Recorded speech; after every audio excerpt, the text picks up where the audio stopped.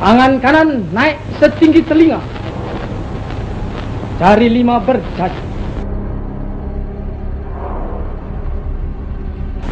Apakah artinya itu?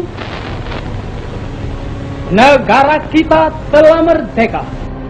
Suara mengguntur mengucapkan salam nasional merdeka.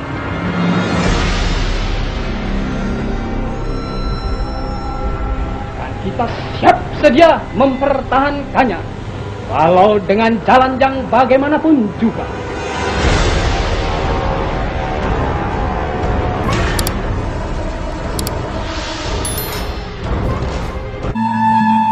The family, we were just all at home. The kids, my sister-in-law was in the house, my 2 children, and Hood was there. I think, as I recollect, I just got on a car and went to work. The 30th of September, I was at home with my children. The 30th.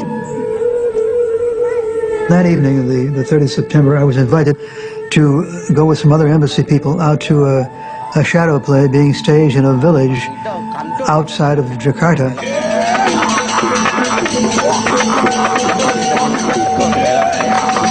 And it was a lot of fun.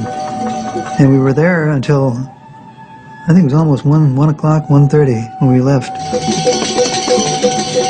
On the night of September 30, 1965, I was in Jakarta. In fact, along with a number of other diplomats, I attended a wayang kulit performance, actually not too far from the home of General Yani, one of the generals who was murdered later that night.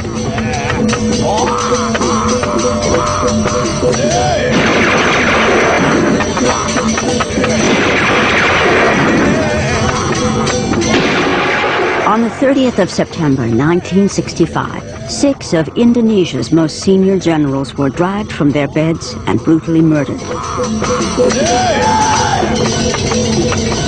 The events of this night led to the bloody mass destruction of the largest communist party outside China and the Soviet Union. It proved to be a major turning point at the height of the Cold War, when the West would help an Indonesian general seize power to become one of the most ruthless dictators of the 20th century.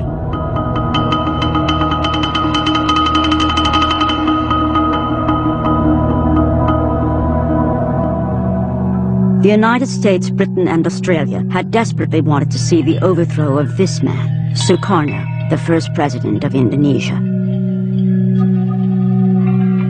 Sukarno's allegiances were too ambiguous for the black and white politics of the Cold War. 500,000 of his supporters were to be brutally slaughtered when his balancing act failed. But buried deeper than the hidden bodies is the story of the West's involvement and of the deadly propaganda war that still obscures the truth to this day.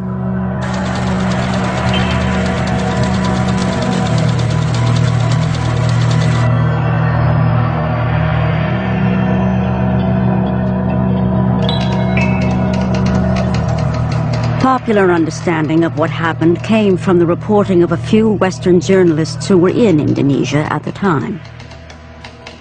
But it was a difficult story to cover, and what they did report was manipulated, cut, and buried in the back pages. This film tells the tragic story of what many would still prefer remain buried as a forgotten footnote of the Cold War. The man who came to power, General Suharto, established one of the most durable and corrupt family regimes of our time. He and his army have the sinister distinction of murdering more of their own people than any other regime supported by the West.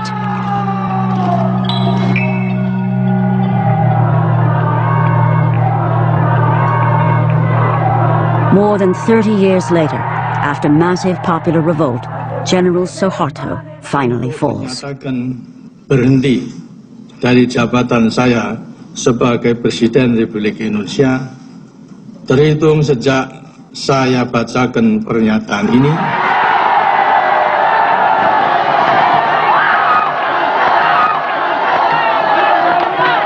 With General Suharto out of power, some Indonesians now feel bold enough to question the corrupted versions of their history.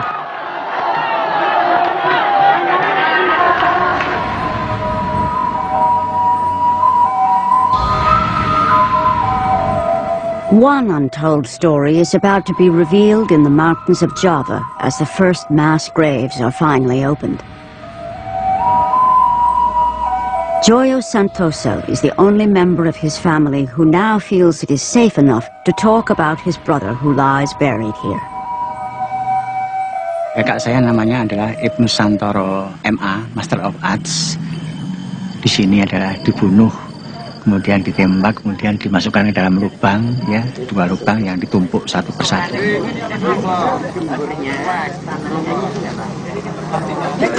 Ibnu Santoro was dumped in this hidden grave, along with 22 others branded as communist sympathizers.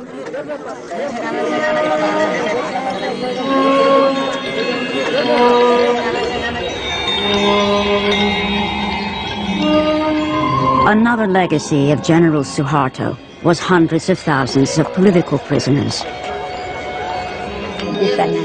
One of those was Dr. Sumiasi, who was a pediatrician in the capital, Jakarta. Yeah, I stayed in prison 11 years in 10 places.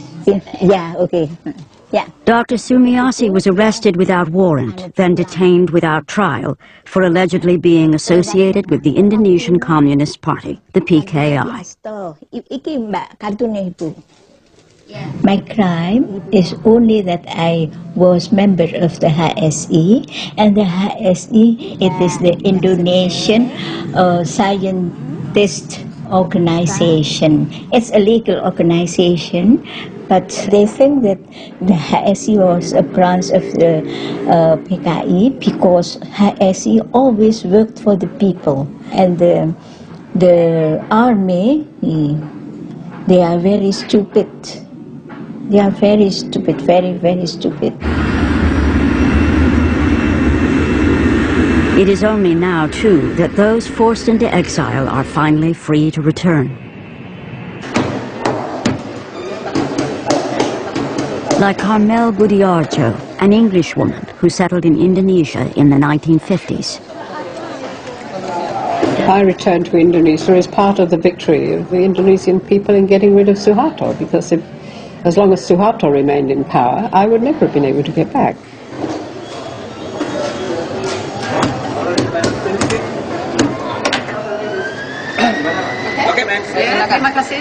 Carmel Budiarjo spent 4 years as a prisoner of Suharto. My name was still there on the blacklist, even though I have a visa. They were under the impression that they would have to go to the commander of the army to get clearance for me. And then suddenly, everything vanished, all the problems vanished, and they said, oh, you can go in, it's all right. Carmel is now a human rights campaigner.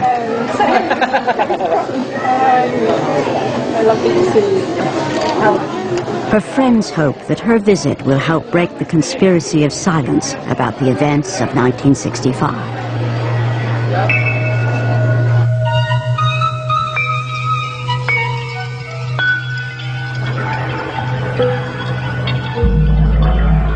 Who was this leader of Indonesia that the anti-communist West was keen to depose?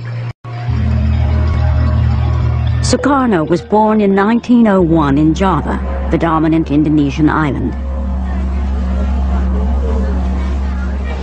He grew up under the demeaning rule of Dutch colonialism.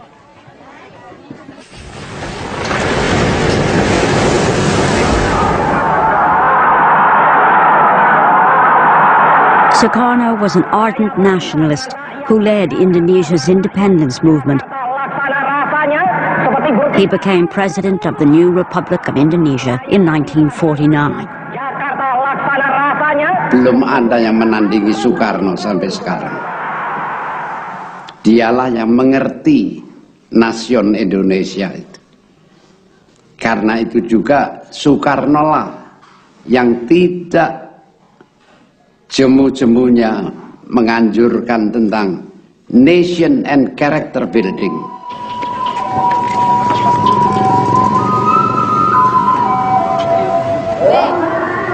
President Sukarno's ambition was to unite a new nation from a clash of cultures, languages, and the world's main religions.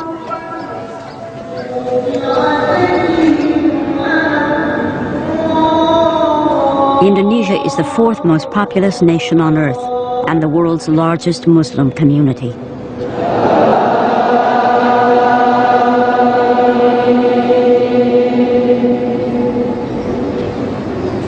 Kepribadian banteng. Maka karena itu, ayo maju terus, jebol terus, tanam terus.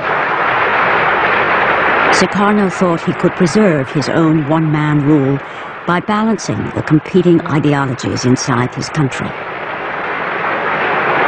I tolerate all ideologies. The nationalist ideologies, the religious ideologies, the communist ideologies. So far, they are not making trouble or damage to the Indonesian state. Sukarno's balancing act might have succeeded indefinitely if the Cold War hadn't been raging outside Indonesia, where the domino theory held sway. Here is Indochina. If Indochina falls, Thailand is put in almost impossible position. The same is true of Malaya with its rubber and tin. The same is true of Indonesia. If this whole part of Southeast Asia goes under communist domination or communist influence, Japan must inevitably be oriented toward the communist regime. America says welcome in a big way to President Sukarno. Vice President Nixon and State Secretary Dulles are on hand at Washington's National Airport. As leader of the highly strategic Indonesian domino, Sukarno was courted by leaders on both sides of the Cold War. He attempted a policy of neutrality, believing this was the best way for his young nation to gain assistance from East and West. May God give us, America and Indonesia, the best friendship which has ever existed between two nations.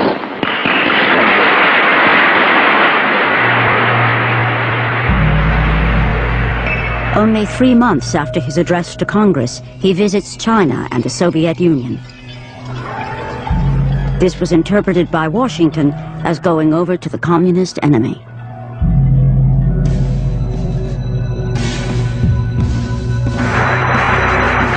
The United States becomes even more alarmed by the success of the Indonesian Communist Party in 1957 elections. Indonesia is now seen as a questionable ally.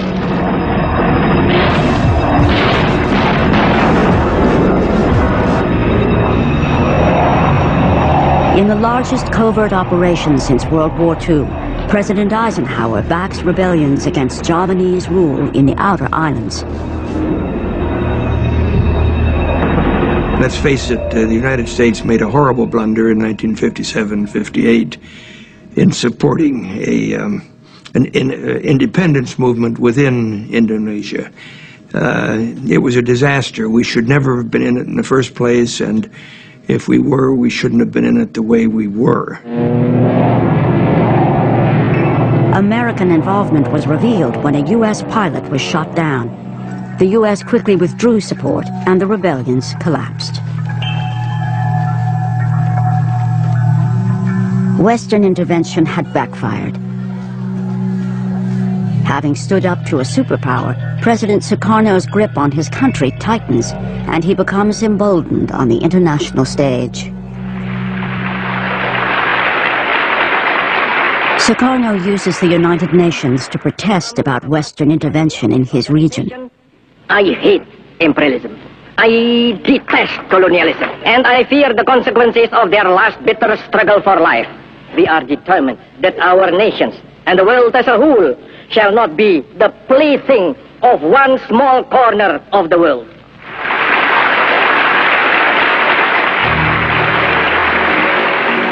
Shortly afterwards, Britain moves to form the new state of Malaysia on Indonesia's border.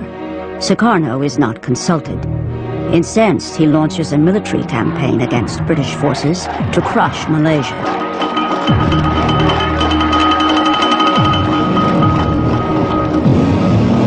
Britain's top propaganda specialist, Norman Redaway, is sent to Singapore to take charge of Britain's propaganda war. What I remember Norman telling me, his mission was very simple. Do anything you can, he was told, to get rid of Sukarno. And he was given a budget. It was a matter of hundreds of thousands of pounds.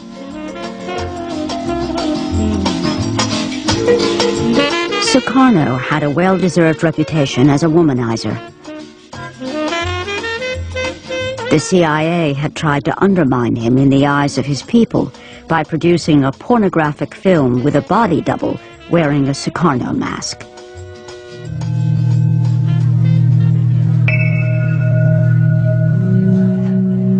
At least 6 assassination attempts were made on his life. Sukarno blamed the CIA for most of these.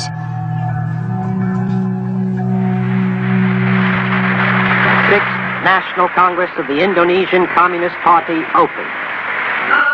By the 1960s, under the leadership of Chairman Idit, the PKI had become the largest communist party outside China and the Soviet Union, with over 3 million members. The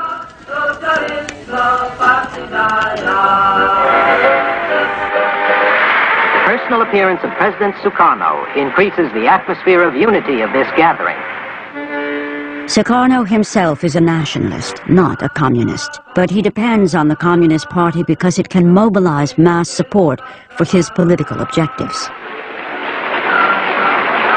In return, Sukarno protected the PKI by banning anti-communist press and by restraining the army, also a potent political force in Indonesia. The chairman of the Communist Party had outlined a new approach of a kind of parliamentary road to power. At the same time, the Indonesian army was fairly unique because it operated also like a political party, and in that sense the Communist Party and the army were in competition with each other, all from the village level up to the capital city. The West, as well as many Indonesians, fear the country is in danger of falling into communist hands. Supporting the army is seen as the best hope for the anti-communist cause. With the PKI growing rapidly under Sukarno's protection, the lines are drawn for an inevitable showdown.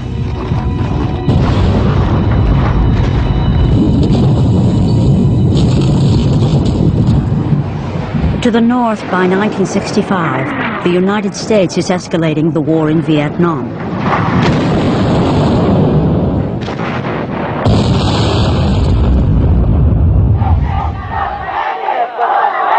In protest, U.S. buildings in Indonesia become a target. There were mass demonstrations, thousands of screaming demonstrators that would throw rocks at our embassy, and several with flaming rags around them. So we were, in effect, public enemy number 1 at that point. We had replaced the British. Anti-Vietnam War protests are also the order of the day at the University of Wisconsin, where Ibnu Santoro has been studying economics for the past 5 years. Jadi dia 2 tahun selama di USA, dia mendapatkan ijazah MA. Kemudian dia mengambil doktor PhD dengan tambahan 3 tahun lagi. His friends from Wisconsin say he loved JFK, democracy, and the American way of life. But Ibnu's fate was to be sealed by the politics of his day.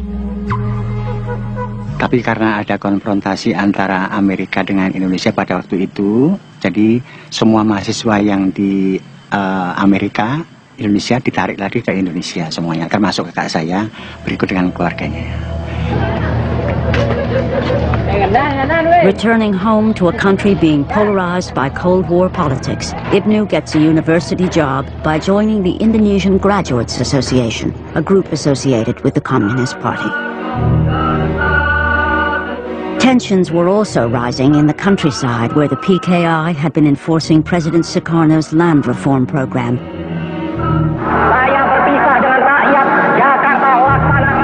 When the UN backs the formation of Malaysia, Sukarno withdraws Indonesia in protest and declares he'll join an axis with Peking and Hanoi.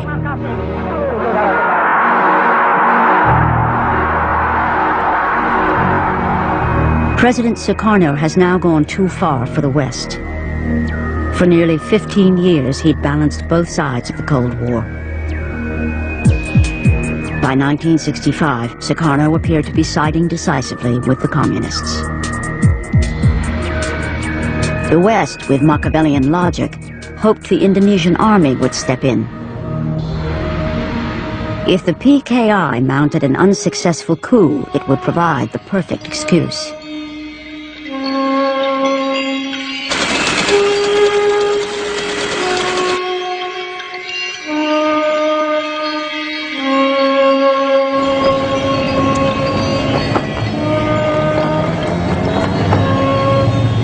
Certainly, 1965 was the height of the Cold War. Vietnam was very important for the Americans, and the war wasn't going too well. The Marines had landed, but they had taken some bad reverses. And so when it appeared that at the back door, Indonesia was about to go completely into the communist orbit, there was a lot of concern. There was a lot of fear. Then Sukarno appears to collapse at a public reception, raising the stakes even further. There were rumors that his kidney was failing, and of course put the army on high alert. It did raise questions. If he's sick, what will happen if he dies? Who will move? Who will take over? The PKI do it by themselves? Will the army do it? Will God knows who else do it? Rumors circulate that an Army Council of Generals, backed by the CIA, is plotting to overthrow Sukarno. Army was clearly keen if Sukarno became incapacitated, they would seize power.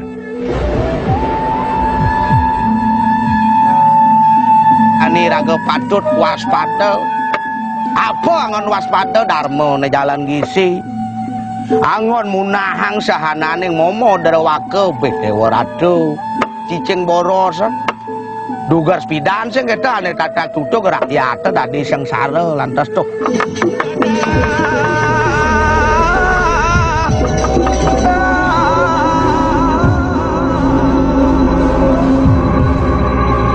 On the 30th of September 1965, Indonesia is changed forever.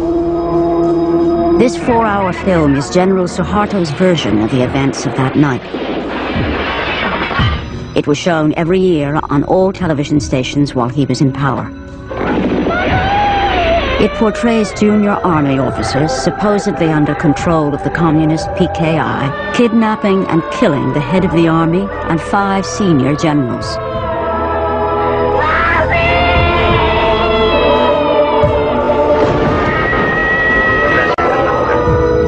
General Suharto puts down the so-called 30th of September movement and heroically saves the nation. It's all over in less than 24 hours. My God, they said, well, they've done it. And then the air attaché came running in and said, there were the servants in his house said they were shooting out in back of his house. Some general got hit, they said. Turns out to be Panjaitan, who lived right behind him there. So, well, this was, beginnings of a very upsetting environment, but we didn't know what the heck was going on. The morning of October 1st, when Time magazine called me and said, Don, there's been a tremendous coup. We don't know what's going on, but we know that 6 of the top Indonesian generals have been killed in this slaughter overnight.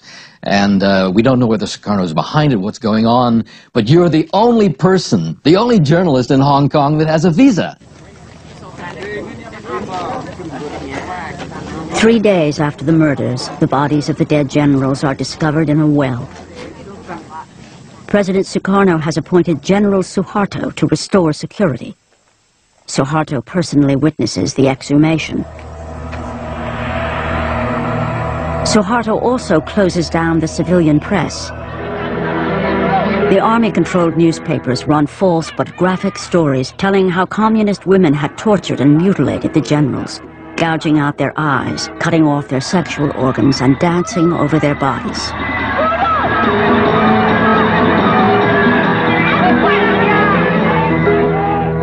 The Indonesian Communist Party, the PKI, is blamed for the abortive coup. The first big event I covered in Jakarta was the funeral of the 6 generals. We had heard tales about the way this slaughter had been done, the mutilation of the generals, how they had been tortured and killed. And we had no way of knowing it. We didn't speak to any eyewitnesses. And so if the army put out with authority that these bodies were mutilated, it became the perception. If the Communist Party was responsible, Western diplomats could not understand why it would mount such an ineffective operation. I would have said it made no sense at that time because the communists were moving very effectively.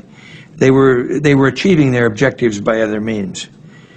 And I would have said, why in the heck should they mount a coup? It was known that the murders were carried out by junior army officers calling themselves the 30th of September movement. But the question of who, if anyone, was pulling the strings behind these officers was much less certain. Nevertheless, the diplomatic cables do reveal the West was keen for Suharto and the army to drive home its advantage in this brutal Cold War struggle.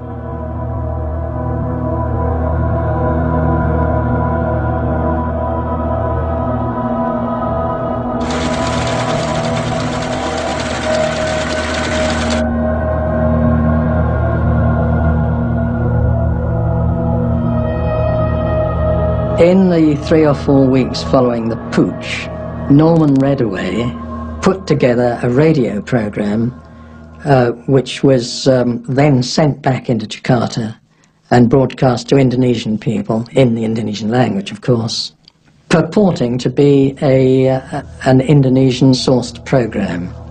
They were putting back a highly coloured version of the story that Suharto and his men were putting about.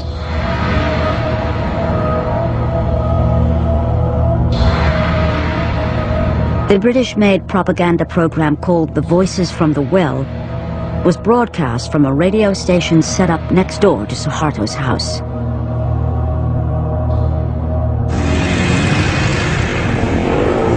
The army set up a new tabloid to spread stories of the bestiality of the PKI. They emphasized that women will sink to utmost depravity under the godless communist influence. It didn't have to take great skills for the army to whip up sentiments against the communists. At the same time, I think the whole party was still left in the lurch because they still were in the mode of the parliamentary road to power. So they were essentially defenseless and armed without arms. Exactly the situation Aidit was worried about.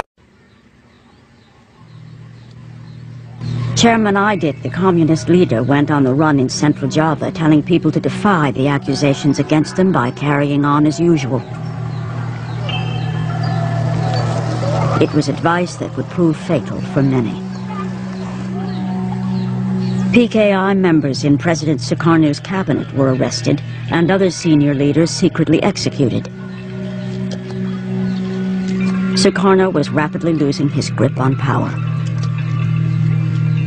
He appealed for calm, but was powerless to protect the Communist Party he had courted for so many years.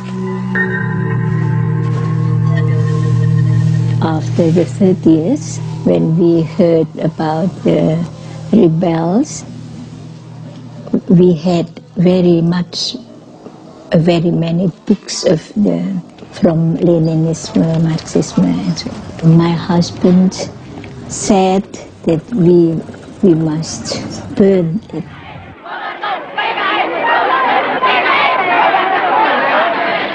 Mobs of students hit the streets in protest against the PKI. The army supplied them with lists of targets to be attacked. The Communist Party headquarters was the first to be destroyed. As time went on, we saw that the anti-Sukarno factions of students gained in strength and importance, and of course they were manipulated and steered by the army. I often saw army officers talking with or conferring with students, letting them know how far they could go that day.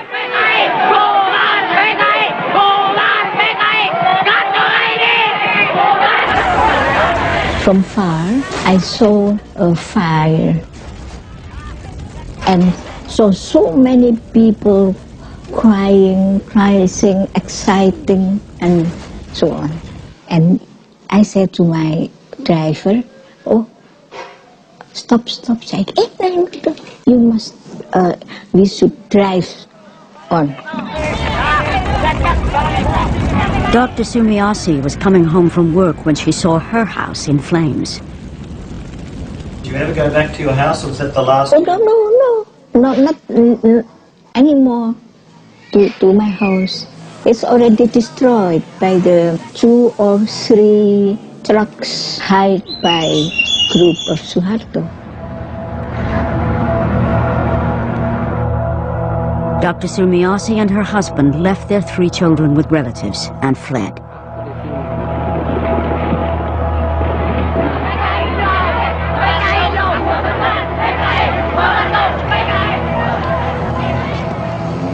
Carmel Budiarjo lost her job as a translator in the Indonesian Foreign Office almost immediately. As suspected communists, Carmel and her husband were arrested by the military.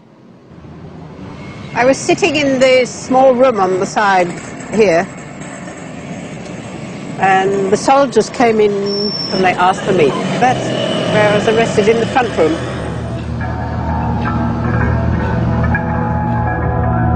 When we were sitting in this jeep taking us out of town, the fellow who was in charge, he said, "You have to blindfold."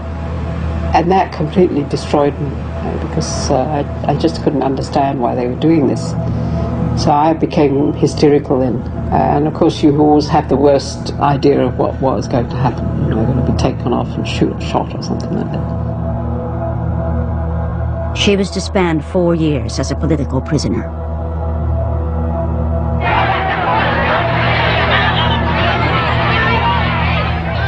In the capital city, even people with the most tenuous links to the PKI are arrested en masse.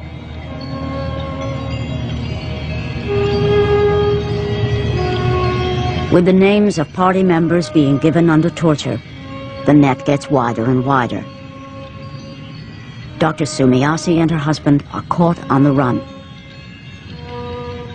When Suroso called me for an interrogation, and he is very, very cruel, he said, "Are you a member of the PKI? Oh no. Are you doctor of the CC? I am not a member. How can I be a doctor of that?" As the wife of a party member, she was threatened with electric shock torture when she would not cooperate. Oh, my heart beat it so hard, maybe that somebody can hear how hard it was. Then I blew him on his stomach. "Hey, Pak, don't do it, Pak. Don't do it. Please don't do it." "Well, why?" "I am electrophile." "What's that?" "Electrophile." "Electrophile, I can die when you give me." "Oh, it's very, very low." "Although it's low, how low it is, I can die. And when I am dead, my spirit will strangle you." With his balancing policy in ruins and under pressure from the military, President Sukarno appoints General Suharto as the new head of the army.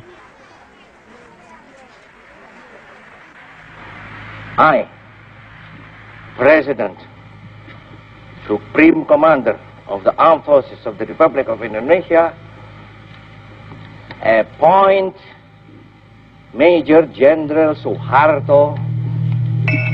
I appoint him as Minister, Commander of the Army. Now in official control of the army, General Suharto plans the systematic destruction of the Communist Party.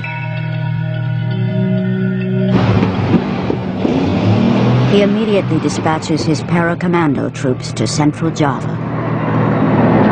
Here they purge any army officers sympathetic to the PKI. The army then turns its attention to alleged communist sympathizers all over Indonesia. As long as there is still one communist in Indonesia, I think we still have military operations against this one person. Well, Suharto gave the orders to clean up everything, to every commander who was under his organization. So this is what I did. I ordered all my people to send patrols out and captured everybody in the PKI post.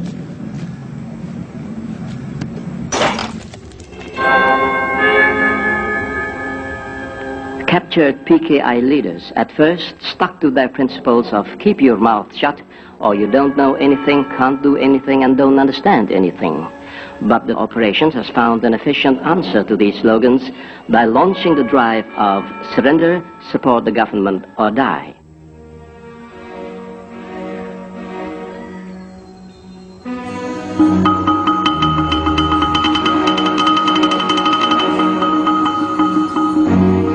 The district of Prambanan, known for its 1,000-year-old Hindu temple, was one of the first to feel the wrath of Suharto's ideological cleansing campaign. The army swept through Java, looking for communists, stirring people up, and they came upon many peasants, and the soldiers would say, you're PKI, you're communist. And the poor peasant farmer would say, what do you mean PKI? What are you talking about? And the interrogation would go on, and the farmer might say, oh, you're talking about those guys who came around and offered us seed at cheap prices. Oh, yeah, sure. We signed up with them, but that doesn't mean I'm PKI. I wasn't a communist. Those are just fellows who helped me out when things were tough. And certainly they did kill communists. They also killed a lot of people who were probably not communist.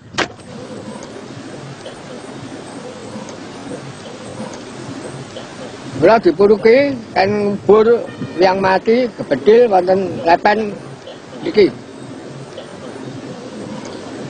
Sore gawe ruangan nek anu nggih mubur.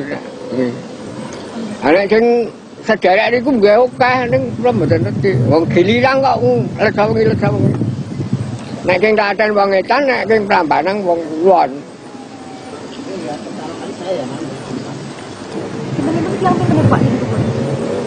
Nek elingan kula nggih antane 800-an nggih. Lipat.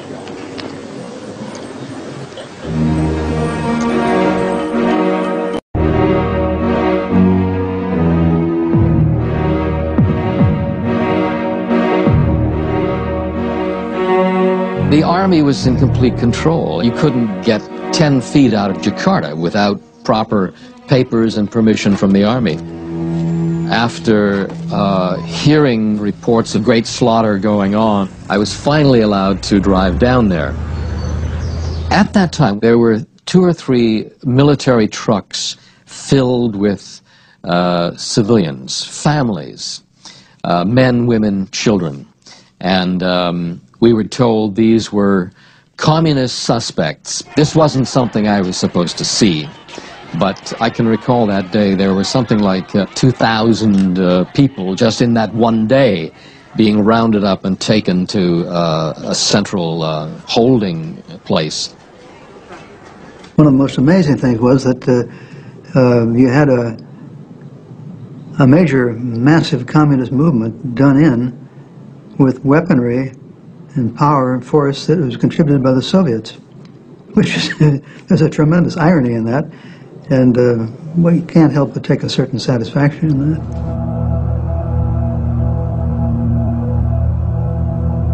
In Yogyakarta, Ibnu Santoro's name is given to the army.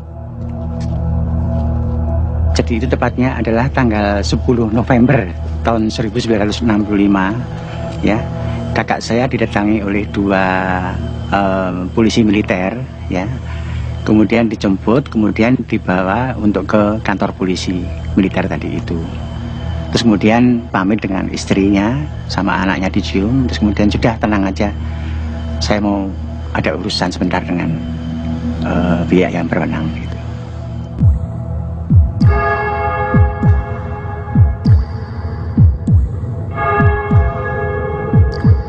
Ibnu Santoro was taken to this interrogation center, only a few hundred meters from his house. Here he is detained and tortured. Kalau ditahan di situ, kemudian tiap hari dia datang mengantar makanan, minuman, pakaian, juga rokok. Setelah itu, kemudian setelah selang beberapa bulan, ya, itu kita mau ke sana sudah dikatakan bahwa Ibnu Santoro sudah tidak ada di situ lagi.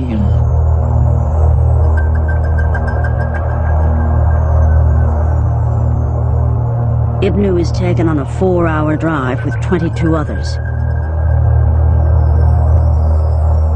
One of Ibnu's fellow prisoners on the truck manages to write a list of everyone's names on the journey that day. He persuades one of the soldiers to draw a map of their final destination, which makes it back to relatives.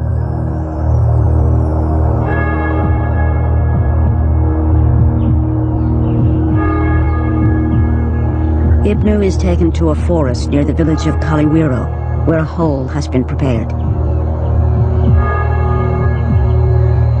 Here he is shot in the back of the head.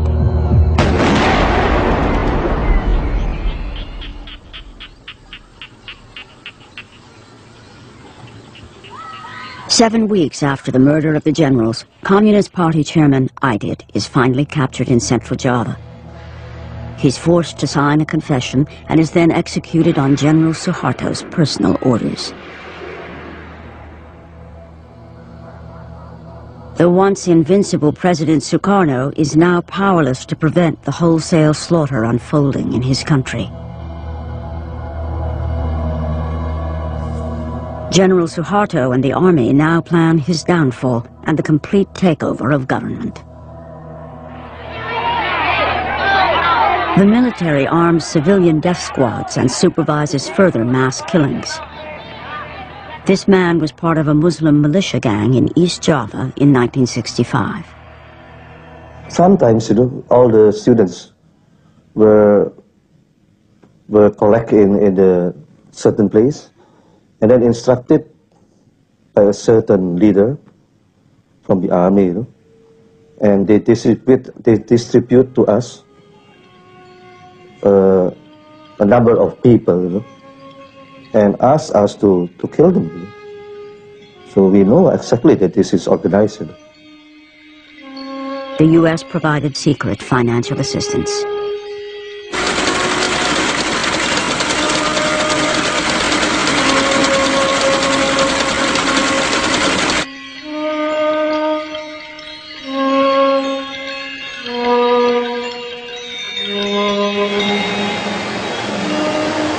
I saw many broken bodies and many pieces, torsos, legs, arms, floating in the canals.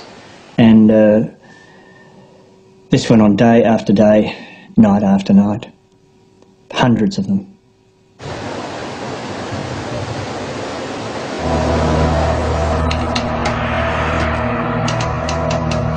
Although there were several journalists inside Indonesia filing reports, the true story of a one-sided slaughter did not immediately reach the Western public. I reported many interviews of catastrophic occurrences, but a lot of them didn't see the light of day in newspapers.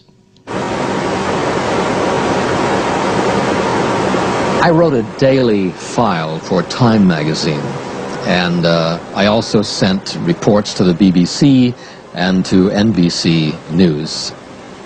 Most of my material was going through other journalists who were staff people in Singapore, and they would edit my stories, discard my stories, because they didn't believe them. It's incredible that they could second guess and kill my stories that I was gathering on the spot. In the mid-1960s, at the height of the Cold War in Southeast Asia, stories that might engender sympathy for communists were not welcome. In this context, most newspapers and broadcasters reported the Army's death squads as engaged in a civil war. There really was no sense that there was a centrally organized slaughter of alleged communists. It was being presented from all directions as a sort of running battle going on between, you know, organized communism and an organized army. It was a cleaning up operation. It was not a slaughter. The word slaughter didn't pass anyone's lips at that time. The scale of it was not understood.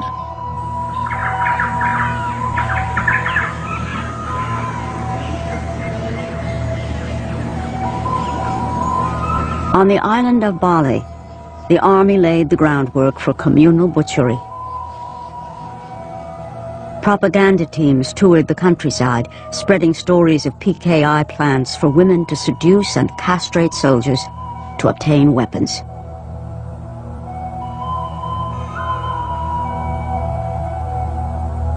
There was a deadly choice. You either took part in crushing the communists, or you were one of them. I was told by General Sawa, Eddie, that whereas his boys, as he put it, had had to encourage and stimulate the killing in Java, the killing in Bali was so intense that they had to stop it. They had to put a stop to it. Di sini banyak sekali orang dipotong. Saya sendiri, saya nggak tahu, saya nggak sengaja bicara. Ketemu saya orang dipotong, saya begini. Nih kenapa anaknya saya salah, saya menangis, saya sama anak saya pada saya nangis, kenapa nangis, nanti dipotong, saya digalakin, kenapa nangis orang dipotong, ketagihan potong, ya boleh saya potong.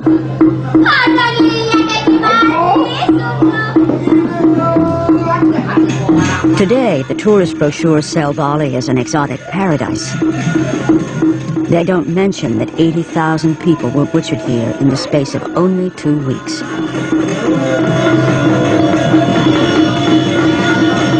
From the West point of view, the bloodbath had begun as an opportunity to see an end to Sukarno and the communists.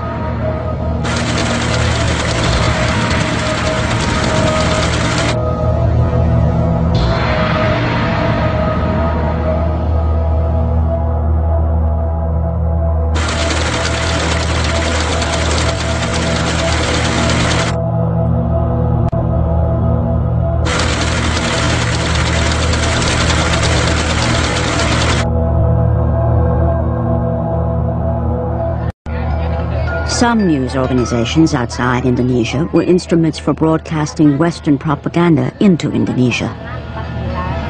Of course, Radio Australia worked closely with the Foreign Affairs Department in Canberra and got advice or guidance, let's put it that way, got guidance from the department as to what it should say in its broadcasts. From time to time that guidance wasn't followed, but mostly it's true to say it was followed. The BBC's reputation amongst listeners in Indonesia was high, and at a time when the Indonesian people would feel that they could not rely on their own media, they of course are going to be leaning on what they regard as reliable sources, BBC, Radio Australia and so forth. I think there's no question whatsoever that we were all manipulated. I think probably the manipulation was being orchestrated by Norman Redaway, but I've no doubt that he too was also a part of an organisation. in which the Indonesians played their part. The Americans certainly played their part.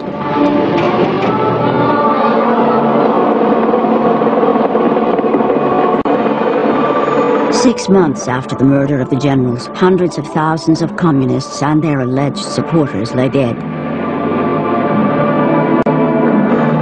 General Suharto's troops surround Sukarno's palace, causing him to flee by helicopter.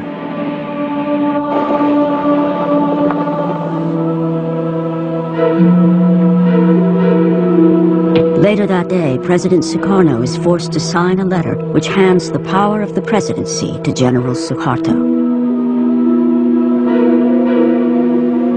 Suharto immediately uses the letter to arrest 13 members of President Sukarno's cabinet and to legitimize the slaughter of suspected communists. Jelas dan kita semua tahu bahwa kekacauan dan ketegangan sekarang ini disebabkan karena PKI. Saya menggunakan surat perintah ini untuk membubarkan Partai Komunis Indonesia. Dikiranya SP 11 Maret itu satu transfer of sovereignty, of authority. Padahal tidak. Despite President Sukarno's objections, General Suharto had effectively wrested control of the Indonesian state. His takeover was reported as a gentlemanly affair in the London Observer and welcomed in the New York Times, which hailed Suharto as a gleam of light in Asia. I welcomed the Suharto regime, and most of the journalists did. It was the first time order had been seen in Indonesia for about 10 years. The Economist in early to mid-1966 started peddling the US line that Indonesia was safer under a disciplined rule. That certainly was true. It was safer. But to deny the level of destruction and human tragedy that had taken place seemed to me quite idiotic. The majority, I think, of the press was looking the other way. You know, there was no condemnation of it, I think. It was kind of tolerated and accepted. In fact, a kind of welcoming that Indonesia was joining the fold of the anti-communist movement. The Indonesian domino ultimately fell on the western side of the Cold War divide. Compared with getting bogged down in Vietnam, it was seen as a clear victory for anti-communism and for President Lyndon Johnson. Visiting Vietnam later in 1966, LBJ was to invoke Indonesia as a rallying point. He told US troops that their exploits were the reason why people in Indonesia were enjoying freedom that they didn't previously have.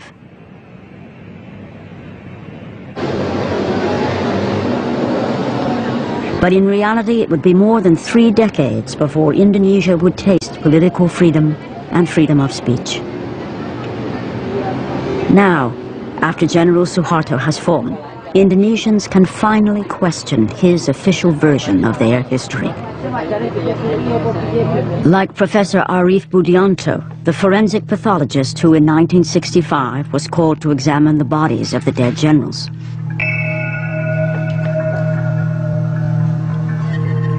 I got 3 bodies to examine. Not a single one of the bodies do we find the penis slice. Or we had signs of torturing them, we don't find. Nobody is glad to sign our reports because the newspapers, they wrote already about the torturing. They said the penis they cut it off and then they throw it. They play with that, the Garwanis women. Professor Budianto's autopsy report was suppressed under the orders of General Suharto. Many Western journalists accepted the lurid story without question. Terror and bestiality was a calculated part of the PKI plan. They even had special mutilation squads made up of girls. Sex orgies went on before the torture ceremonies got underway. Eventually, the mutilated bodies were dumped down a well.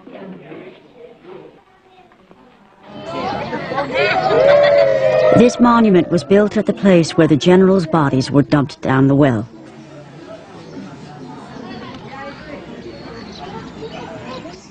This is what pains me most, to see the women here, because I spent several years together with women who had been tortured to confess that they had perpetrated sexual crimes against the bodies of these generals. And of course we know that that was not true. Their confessions were published in the newspapers. And this was perhaps the most important propaganda weapon that Suharto used to send people out and kill members of our suspects, communist suspects, family, everything.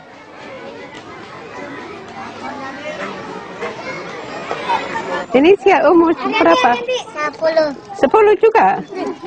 Sekecil. Dan ini juga 10. 12. Kenapa dibawa ke sini? Jalan-jalan aja. Mau lihat pahlawan. Mau lihat sejarah. Oh.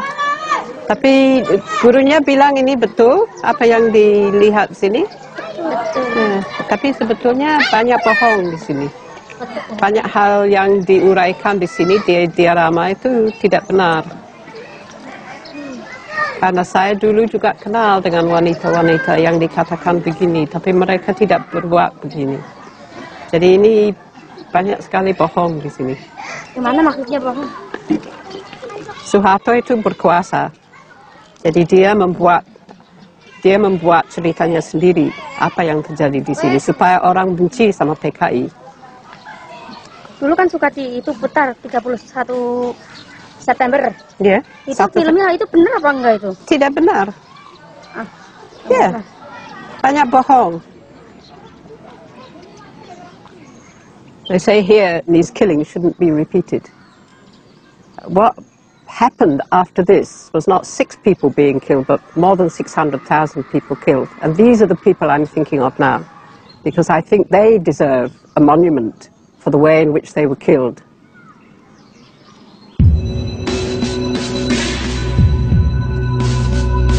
Military courts put more than 1,000 people on trial for the murder of the generals. There were no acquittals. The courts ruled that the Indonesian Communist Party was the sole puppet master behind the murders. Over 70 death sentences were handed down for the crime of having prior knowledge of the plan. But it's far from clear who else had prior knowledge of the plan to kidnap the generals. True responsibility is variously attributed to President Sukarno, General Suharto, and Western intelligence agencies.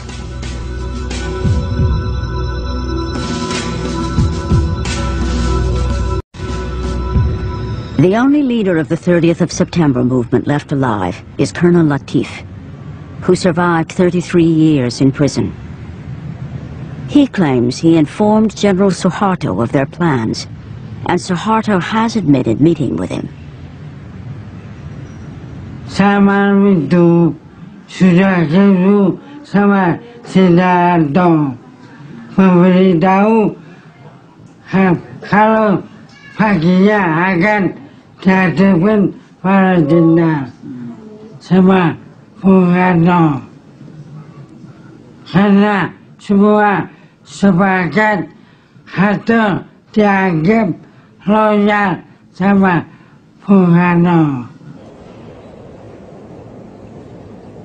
Those who see the hand of Suharto say it was his agents who infiltrated the 30th of September movement to make sure the generals were killed that fateful night. The rebel soldiers maintained it was never their intention to kill the generals. Their intention, they said, was to bring them before President Sukarno to face charges of planning a coup against him.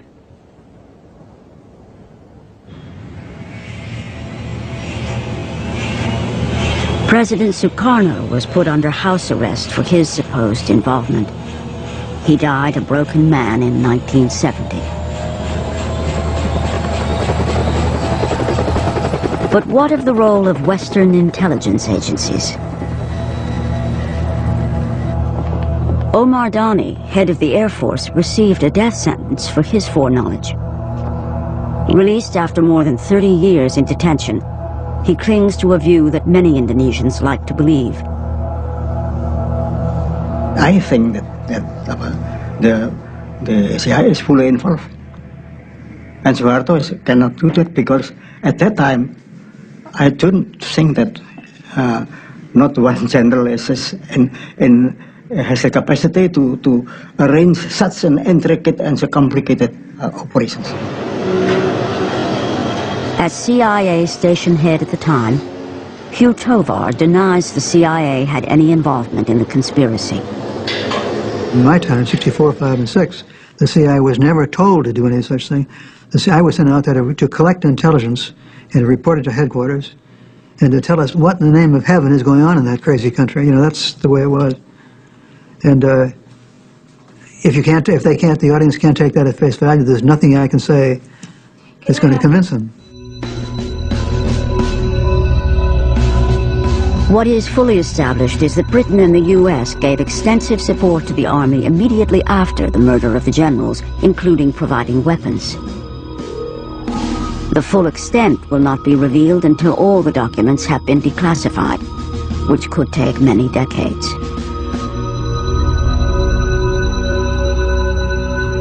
For years, American diplomats strenuously denied providing lists to the Indonesian army, until recent declassifications revealed the truth.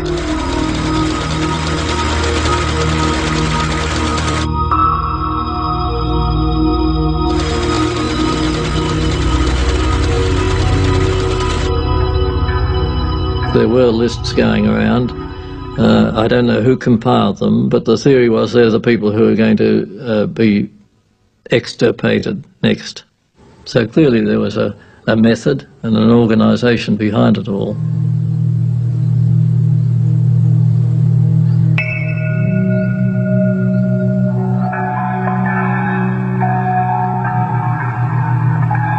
It may never be established how many people died in the massacres. Today, some academics estimate up to 1 million Indonesians may have been murdered. Sampai sekarang tidak jelas berapa jumlahnya. Tapi terakhir Domo yang Domo tahu, dia menyatakannya 2 juta. Terus yang memimpin pembantaian Sarwo Edi pernah menyampaikan pada seseorang 3 juta. Tapi jumlah yang jelas tidak ada yang tahu sampai sekarang. Melayu, ayo Melayu, Melayu wes.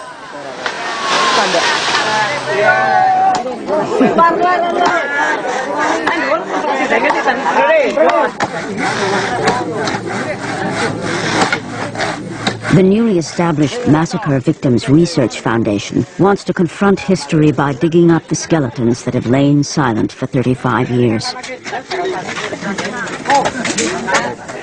This wasn't Nazi-style industrial-scale killing. It was village-level murder with many thousands of graves spread across the country. Ya, kami mendapat surat dari yayasan itu yang mencari orang-orang hilang tadi itu, dan dinyatakan bahwa itu para korban yang telah dieksekusi sebanyak 23 orang itu, Kaliwiro ini, itu akan makamnya akan digali kembali.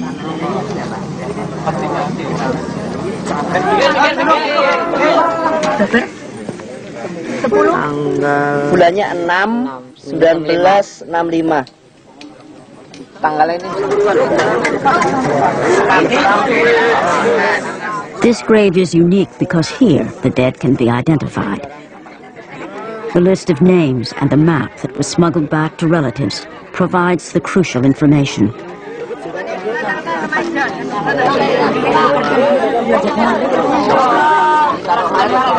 Sekarang saat ini ya, setelah kami mengetahui ada kerangka ya yang kalau diidentifikasi ya.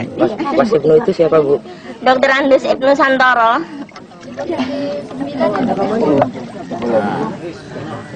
Ya, saya karena ada 2 gigi yang dicabut ya, dan sesuai dengan berita dari dokter yang bersangkutan, ya, dokter forensik yang meriksa bahwa ini adalah kakaknya, karena pada waktu itu berumur 34 tahun, ya, itu. Ya.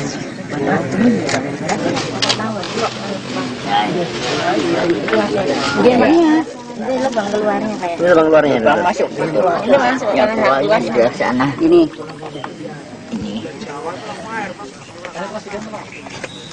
Ke depannya.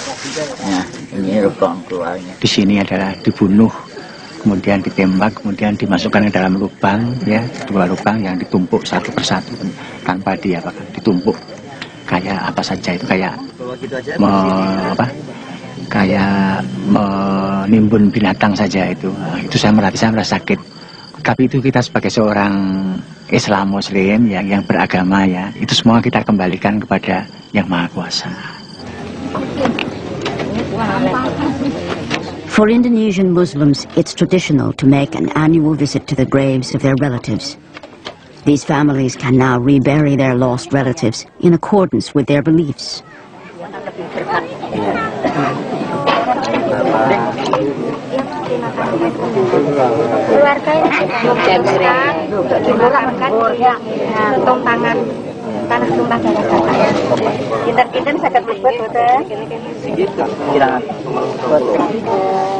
But as they will soon find out, even this simple gesture will stir old resentments.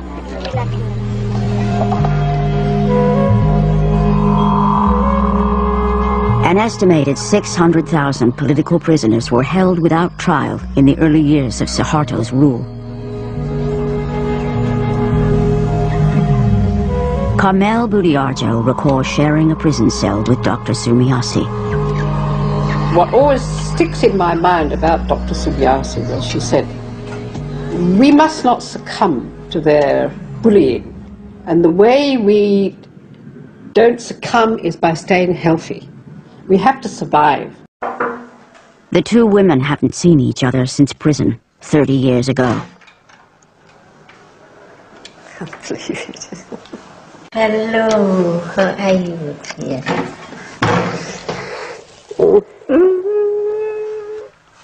Sinta baru sekarang bisa kembali ke Indonesia. Iya, kembali. Karena lama tidak boleh. A Dutch cameraman came to Plantungan. Oh yeah. And you were in the film. Oh yeah. Examining the patient. With your ear. With my That's right, with your ear. The only doctor in Plantungan is herself a political prisoner. I am checking her heart with my bare ear.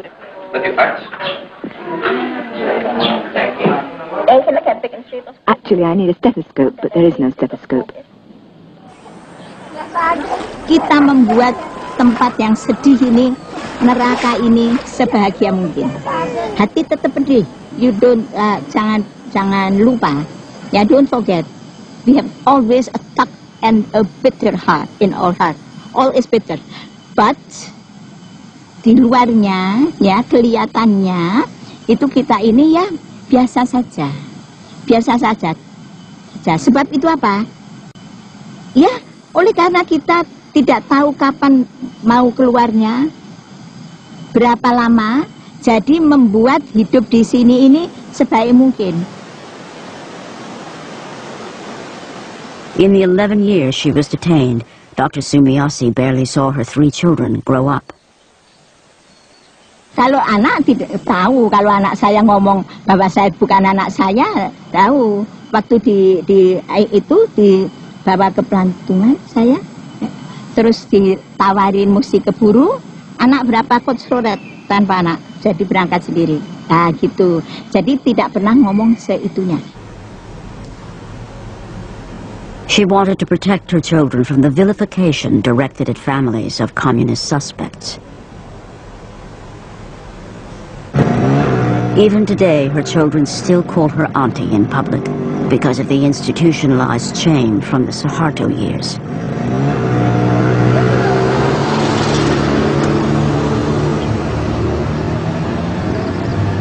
After her arrest, Karmel Budiarjo's teenage children fled to London, where they lobbied for their parents' release. After 4 years, she was let out of prison and told never to return to Indonesia. Her husband was detained for a further 8 years.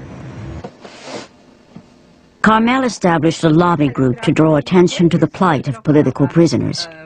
Other critical human rights issues in Indonesia soon took over, like East Timor.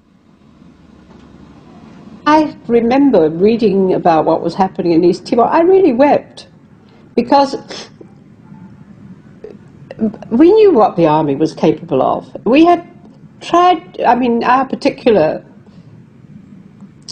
efforts were obviously devoted to getting the British government to stop selling arms. I mean, for so many years we had pleaded with them, and they just wouldn't listen.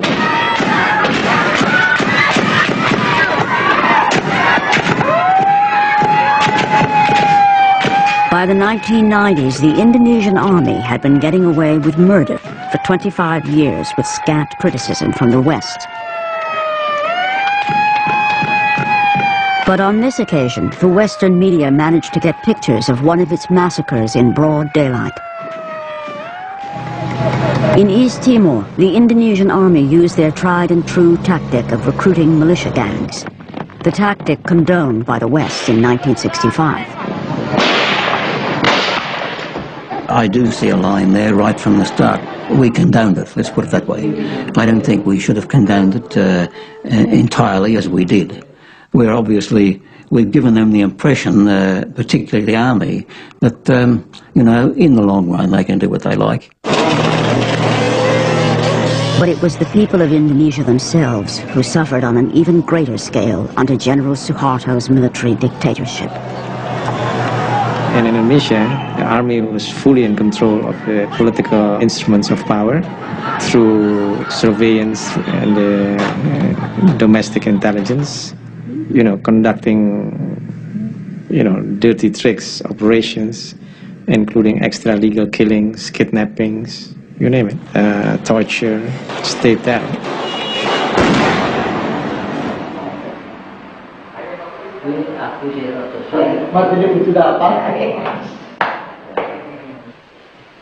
Today, General Suharto may be out of power, but reburying the bones exhumed from Kaliwiro is a highly sensitive issue. Along with the relatives of other victims, Joyo Santoso has come to transfer his brother's bones into a small coffin for reburial in the family cemetery. The foundation has obtained permission to rebury those bones unclaimed by relatives here in the village of Kalaran.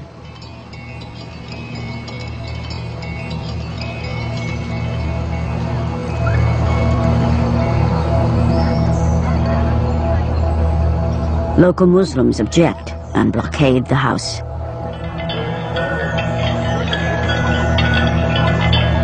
The generals then order the people to, you know, to be against the communists by picturing the communists as the culprits of the attempted coup d'etat on the night of September 30 and the consequent times. So people were against communism, but actually it's misperception. Karena begini, di sini itu kalau untuk makamkan daerah sini bukan daerah PKI ya begitu. Mungkin yang ngompor itu juga nganggap ini PKI kan gitu. Ya. With the house blockaded, Joyo and the other relatives try to remove the coffins to safety. Kita berangkat keluar, ternyata di depan rumah Pak itu Irawan sudah ada poster-poster. Ya, kemudian juga ada jadi pintu keluar itu sudah diblokir sehingga keluar masuk daripada rumah Pak Irawan itu sudah diblokir.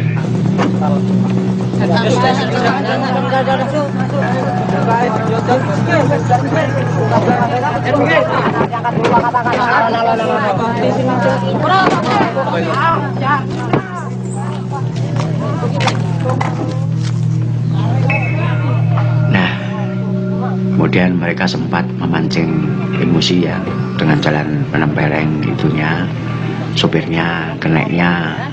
Terus kemudian Bu Sri juga semacam diperlakukan dengan kasar ya gitu. Kita jangan lagi. Silakan Ibu ke tempat Pak Irawan dulu. Tua-tua petinggal. Silakan ke tempat Pak Irawan. Setelah itu, kemudian yang keluar yang pemimpinnya yang pakai kumis tadi itu.